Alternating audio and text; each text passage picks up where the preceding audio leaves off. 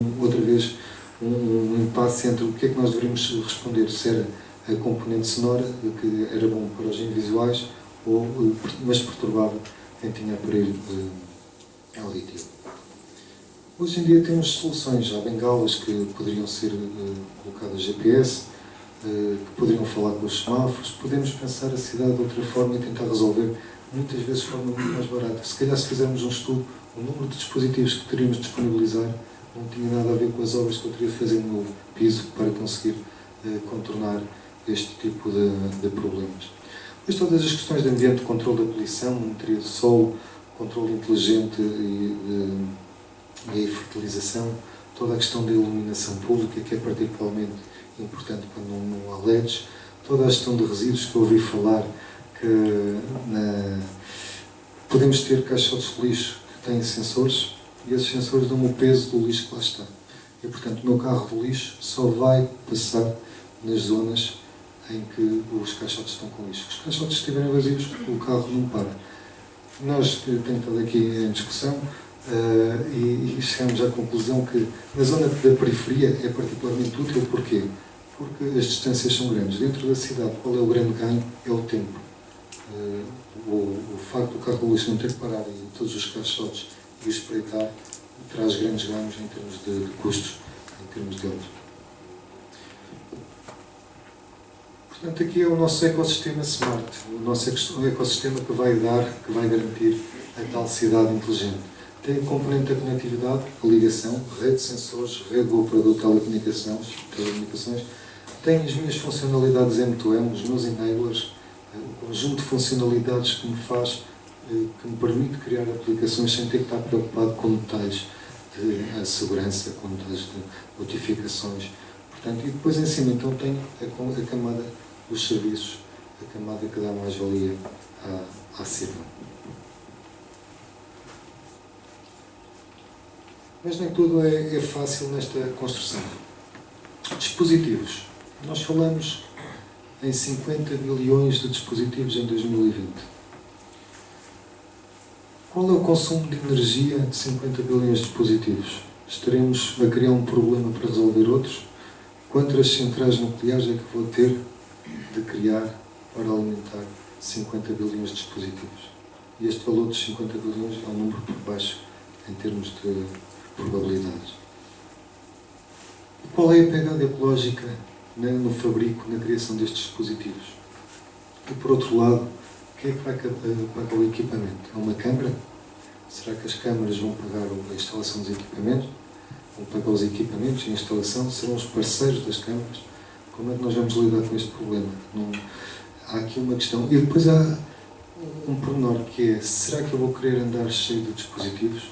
Vou me sentir confortável andar sempre com t-shirts que me estão a ver se eu estou bem, que está a enviar a informação para a minha companhia de seguros, que está a enviar a informação para os meus médicos, que está a enviar a informação para toda a minha família, a dizer onde eu estou?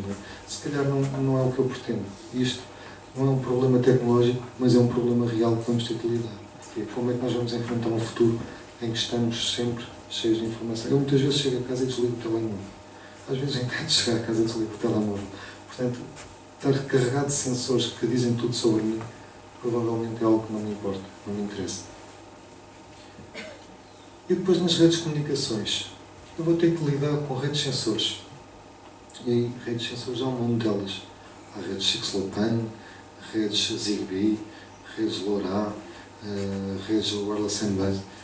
Como é que eu vou lidar com esta heterogeneidade de redes e de dispositivos? Como é que eu vou conseguir lidar com o tamanho mundo de 50 bilhões de dispositivos? E as minhas redes de telecomunicações estão preparadas para aguentar? Não estão preparadas para aguentar. As redes de telecomunicações, e é talvez uma questão, um erro histórico dos organismos de normalização, foram desenhadas para comunicações entre homens. Portanto, quando eu desenhei a minha rede 2G, 3G, 4G, o desenho, os requisitos foram sempre as comunicações entre humanos. Nunca pensámos propriamente nas comunicações de máquinas. E a forma como a máquina comunica é muito diferente da forma como o homem comunica. Uma máquina, para dizer que a porta está aberta ou está fechada, envia um bit a dizer 0 ou 1. Se tiver 0, a porta está aberta. Se tiver 1, a porta está fechada. Só a sinalização que eu preciso para me enviar este 0 ou 1 torna a rede completamente ineficiente. Portanto, as redes vão ter que ser redesenhadas de forma a conseguirem lidar com estes 50 bilhões de dispositivos. Obviamente, se for um dispositivo não é crítico, mas se estivermos em massa, a rede vai colapsar. E qual é o custo das comunicações? E como é que eu vou tarifar? Será a Câmara que me vai cobrar aos cidadãos? Ou é o dono do carro que tem um sensor que lá está instalado e está a comunicar, que vai pagar a comunicação? Quem é que vai pagar estas comunicações, na verdade? Não há um modelo de negócio ainda claro quanto a este estilo de fluxo de valor. E depois outra questão, nós temos já muitas soluções M2M, só que nós desenhamos uma aplicação e essa aplicação fala com aquele sensor específico. São o que nós chamamos de estilos verticais. Eu desenhei uma aplicação que me fala com o sensor, mas se eu trocar de sensor, automaticamente deixa de funcionar. As normas, hoje em dia já há as normas do ETSI, que já estão na Release 2, e há também a iniciativa One M2M, que lançou agora a primeira release, e basicamente o que eles prevêem é um conjunto de enablers, um conjunto de funcionalidades que me permitem que uma aplicação seja independente do dispositivo e, portanto, há aí uma camada que impede a ligação extrema entre a aplicação e o sensor. Depois todas as questões relacionadas com a informação. Por exemplo, segurança, todas as questões de autenticação, autorização, integridade, da cifra da informação e a questão da privacidade. Em 1888, a Kodak lançou a primeira máquina fotográfica que bastava carregar no botão e tirava uma fotografia. 2 anos depois aparece um grupo a contestar.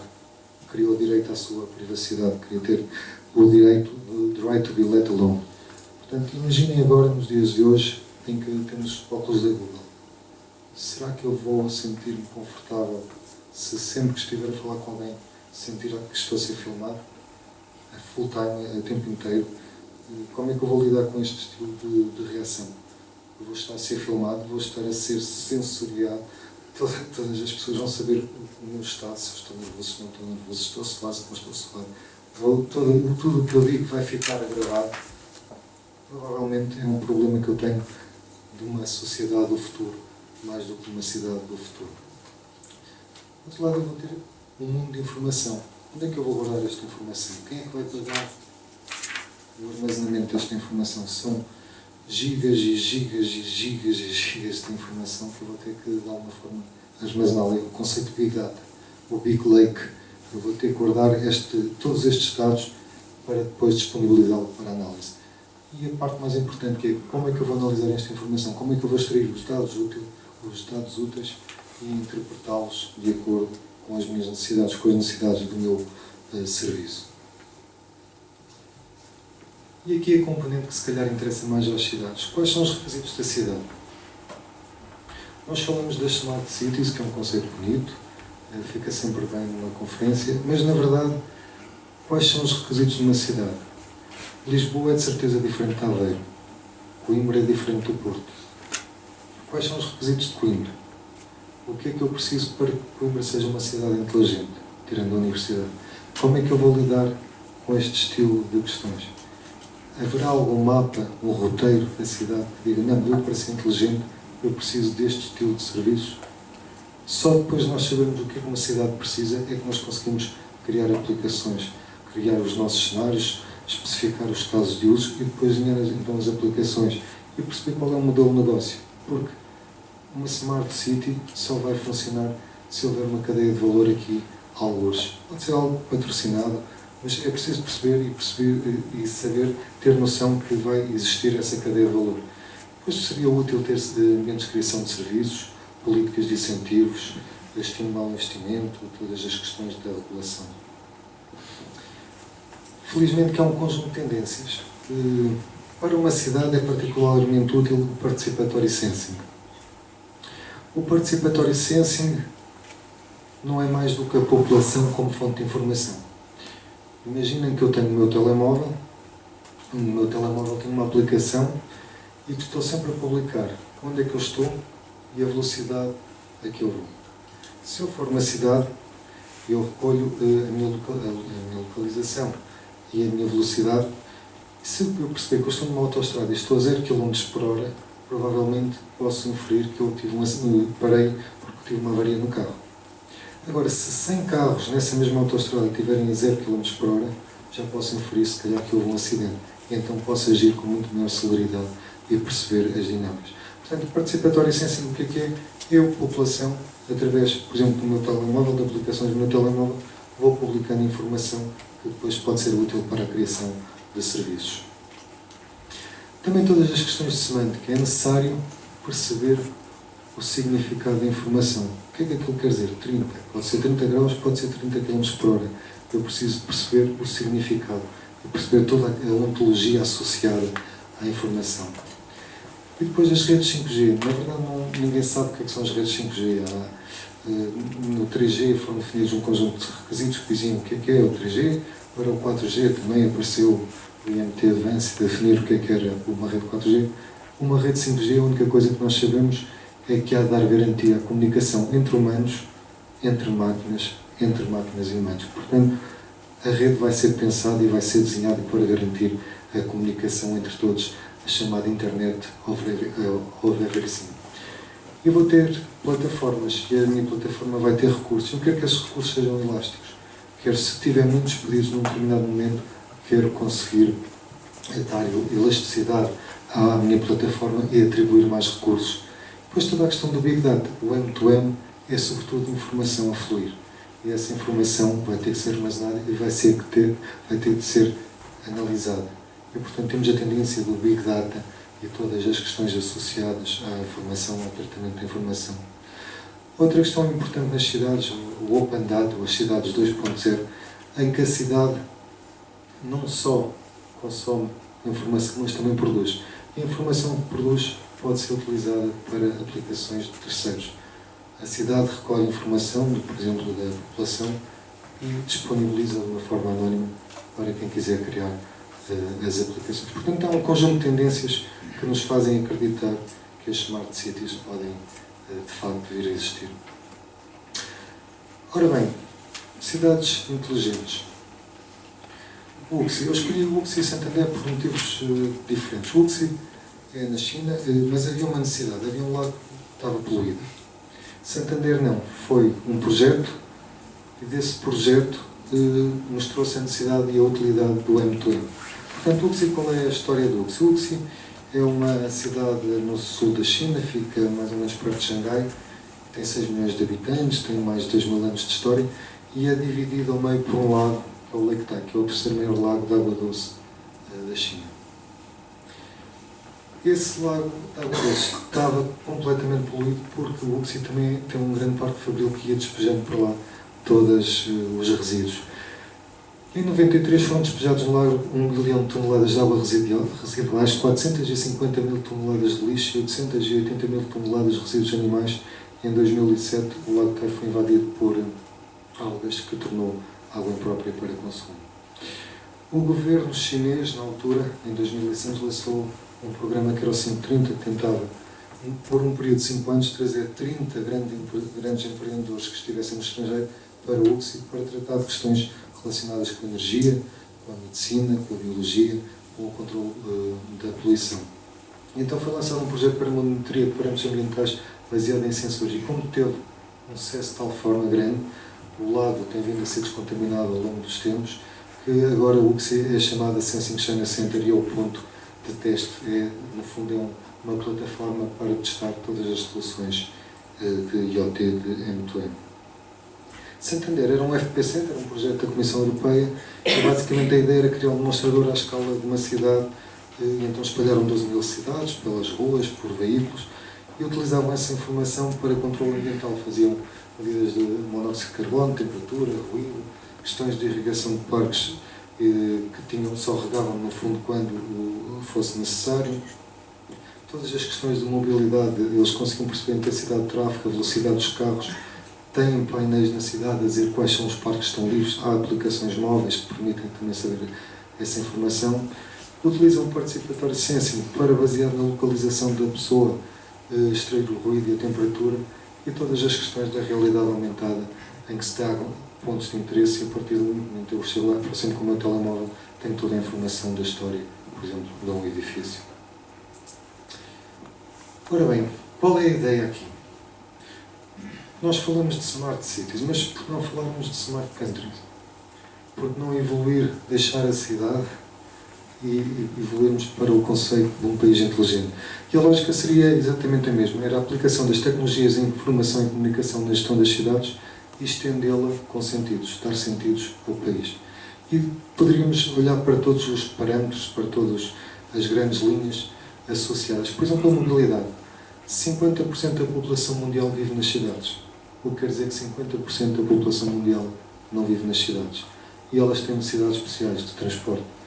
Não criar uma gestão integral de transportes públicos e privados. Todas as questões de qualidade de vida, combate ao isolamento. É particularmente fácil, a mim, PT, perceber que se a Dona Maria ligou o Manuel Luís Goxa de manhã, que ela está bem. Se ela não tiver ligado o programa da manhã, provavelmente ela está doente. Então gera um alerta, chama um assistente, chama alguém da família. Porque não começamos a tentar lutar contra o isolamento? Todas as questões do ambiente, o controle de incêndios.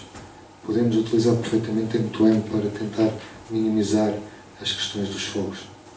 Todas as questões relacionadas com a economia, o turismo, promover, colocar códigos. Nem precisamos colocar códigos. Através da localização, eu aponto para o edifício e tenho toda a história do edifício.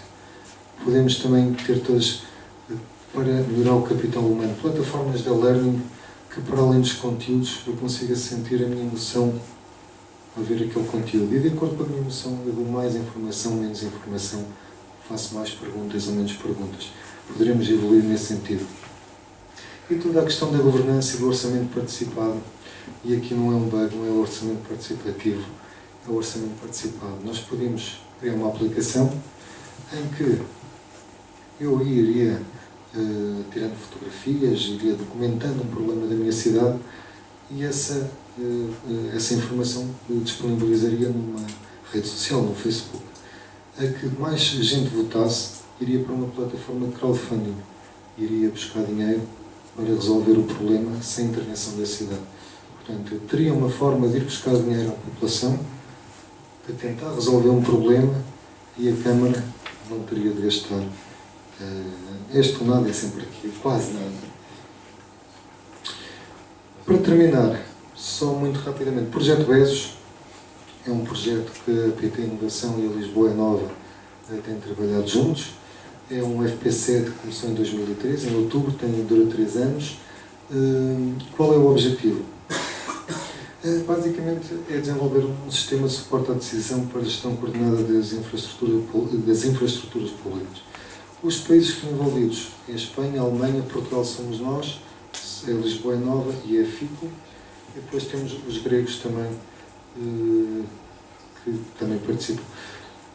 Temos um budget de 4,6 milhões de euros e neste momento o trabalho está a ser desenrolado da seguinte forma. Nós temos um problema. O problema é que não se consegue perceber, extrair informação dos consumos energéticos das infraestruturas públicas. E das infraestruturas públicas conseguimos extrair informação. Tipicamente essa informação não é interoperável com os outros sistemas. Temos sistemas que não falam com sistemas que não sejam da mesma marca. Portanto, nós temos de resolver, porque se não conseguimos perceber o que é que estamos a gastar, também não conseguimos traçar metas, nem conseguimos perceber se concretizamos, se chegamos aos valores que nós pretendíamos.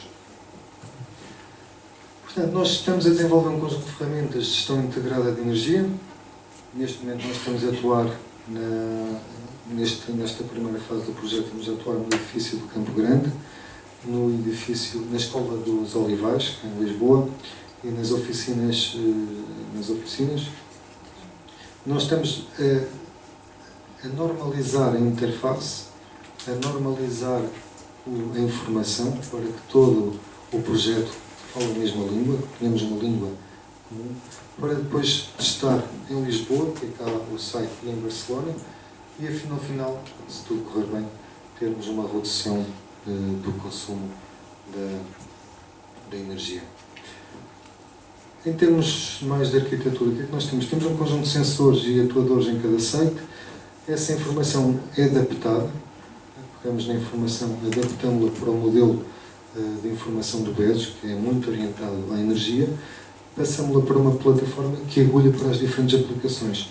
E essas aplicações podem perceber se os acordos estão a ser cumpridos, os SLAs estão a ser cumpridos, como é que estão os KPIs, podem monitorar em tempo real o consumo de energia e atuar sempre que necessário. E também temos umas aplicações para o telemóvel que é para promover o consumo sustentável da energia. Portanto, temos a arquitetura, basicamente, temos as aplicações que é a lógica de serviço, uma plataforma que faz a mediação entre a aplicação e os sensores e o conjunto de sensores que estão colocados nos diferentes edifícios, neste caso em Lisboa. Conclusões. A concentração da população nas cidades levanta novos problemas. Temos uma exaustão das infraestruturas, temos um desequilíbrio dos recursos, temos serviços que temos de otimizar. Podemos aplicar as tecnologias de informação e comunicação à gestão da cidade, tornando-as mais inteligentes, e podemos estendê-las com o M2M e dar sentidos à cidade. No entanto, ainda há muitas questões para resolver, por exemplo, todas as questões dos sensores, quem vai pagar os sensores, todas as questões das comunicações, da plataforma, e em particular quais os requisitos da cidade, mas mais importante que uma Smart City é termos um país inteligente que permita um crescimento sustentável de Portugal. É tudo. Obrigado.